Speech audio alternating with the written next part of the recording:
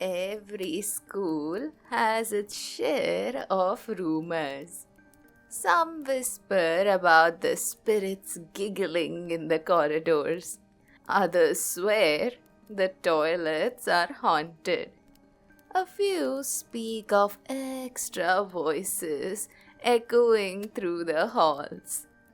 But no one ever really dares to stay back and check if it's true. After all, why would you? Unless, of course, you live in that school, to share the same space, to coexist with something from the beyond. This is the story of Srishti.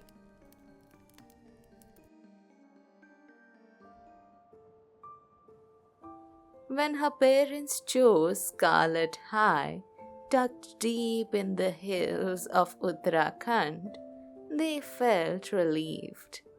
The school's reputation was spotless. The grades were always excellent.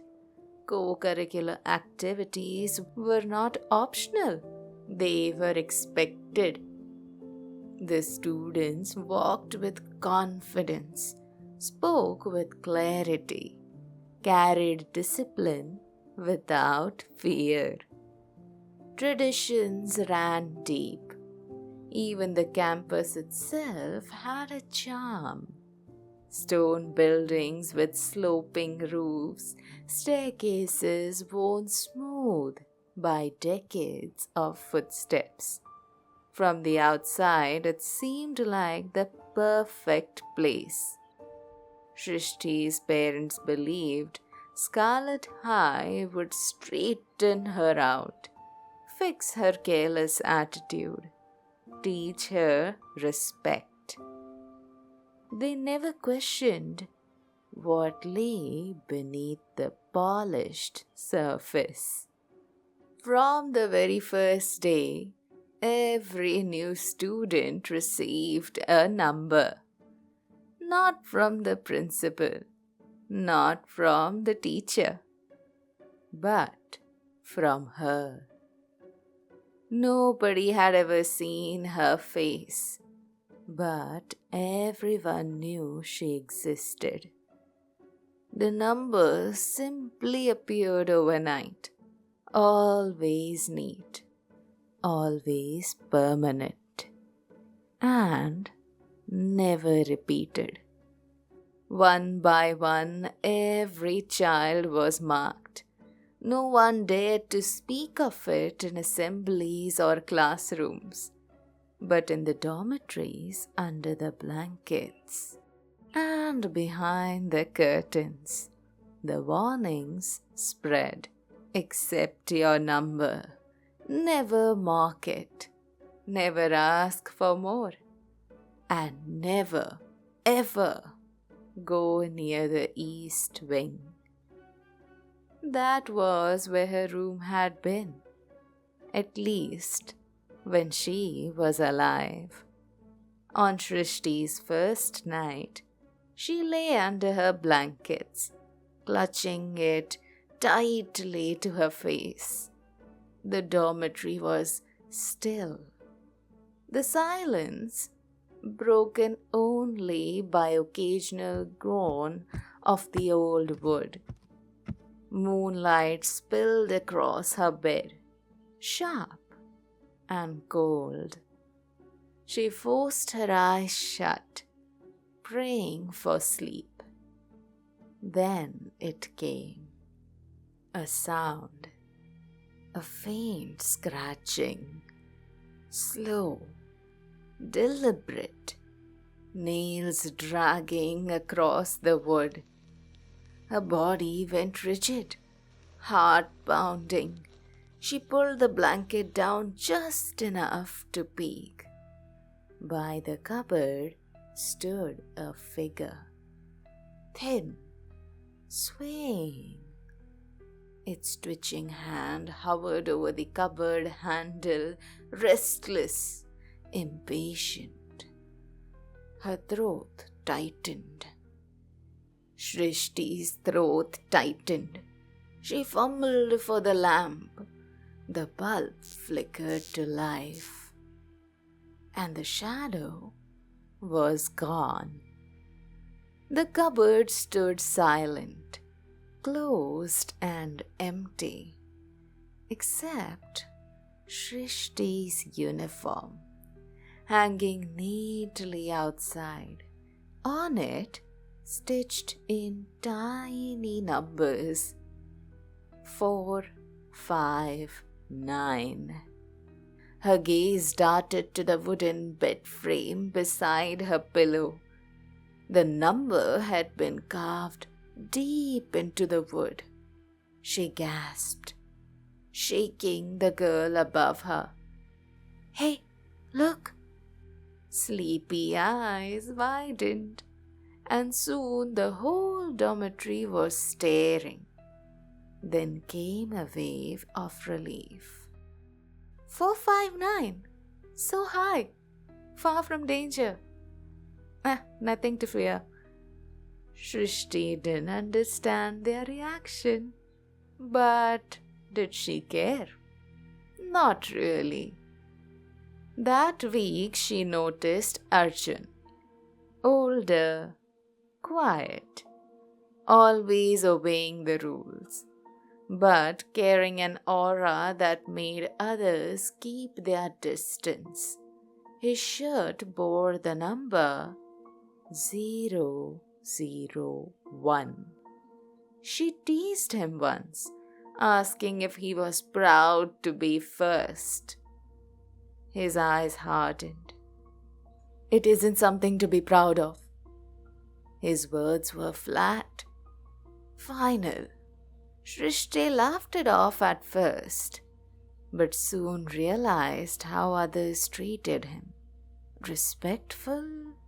Yes, but never close. No one wanted to share his shadow, which only made her more curious. Srishti followed him around, stubbornly refusing to leave him alone. She couldn't stand the idea of someone living without a friend. Until one afternoon, his voice shattered the corridor. "Stay away, Srishti, before your number changes." His warning pierced her. For the first time, the school's whispers began to matter. She remembered the very first rumor she had heard. Students mocked it in the beginning, until they heard it themselves. The spirit's midnight cry. Once a month, the wailing began. A sorrow so loud it reached every corner of the campus. Students and teachers alike collapsed under its weight, sobbing uncontrollably, their grief echoing with hers. The cycle had started 3 years ago, when Scarlet High tried to fight back her spirit. Priests had been called, rituals performed, the East Wing sealed. Teachers and children vanished, and those who returned were so broken that the headmaster had locked the doors forever. The deal was simple: leave her undisturbed, and she would keep order. And tonight, Srishti would experience the cycle herself. After dinner, the entire school gathered in the hall, tissues and napkins clutched in trembling hands. Srishti sat among them, distracted by Arjun's earlier words, still restless, still confused. Arjun crawled closer. His voice was soft, almost guilty. "Sorry for raising my voice." She smiled faintly. Ah, I wasn't mad anyway. By midnight, the silence was thick. Srishti and Arjun were whispering and giggling quietly. But Srishti lost the color of her face when she saw tears rolling down Arjun's face. Oh my god, why are you crying? She asked, panicked. He rubbed his eyes. Because that's what we are here for tonight. Before she could question him further, a girl nearby broke into sobs. Another followed, and then another. Within minutes, the hall was drowning in grief. The cries rose, wild and uncontrollable, echoing against the stone walls, seeping into every corner of the campus. Students fell to their knees, choking on tears. Others rubbed their eyes until their faces turned red. The sound was unbearable, a tide of sorrow pulling them under. And then another sound pierced through. Laughter. Sharp, harsh, hysterical. Dozens of tear-streaked faces turned toward it. It was Srishti. She was laughing, doubled over, cackling, mocking the sorrow that had brought the hall to its knees. While every other student crumbled under the ghost's grief, she stood untouched, defiant. Her laughter grew colder, sharper, splitting the night apart. The air grew heavy. Heat pressed in, suffocating, as though the hall had been set on fire. And then, before their eyes, the digits on her uniform began to glow. 549 shimmered, burned, and changed into 010. Gasps filled the hall. The sobbing stopped. Silence fell.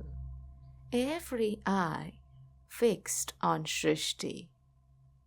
She sat frozen, her laughter cut short, her face pale, as the weight of the new number settled like a curse.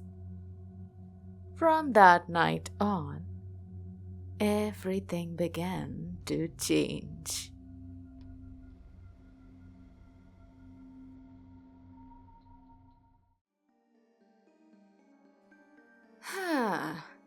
So, children, that was only the beginning. Numbers have a way of looking harmless, don't they? Shrishti's laughter had woken something that should never be disturbed. We'll talk more about that next time.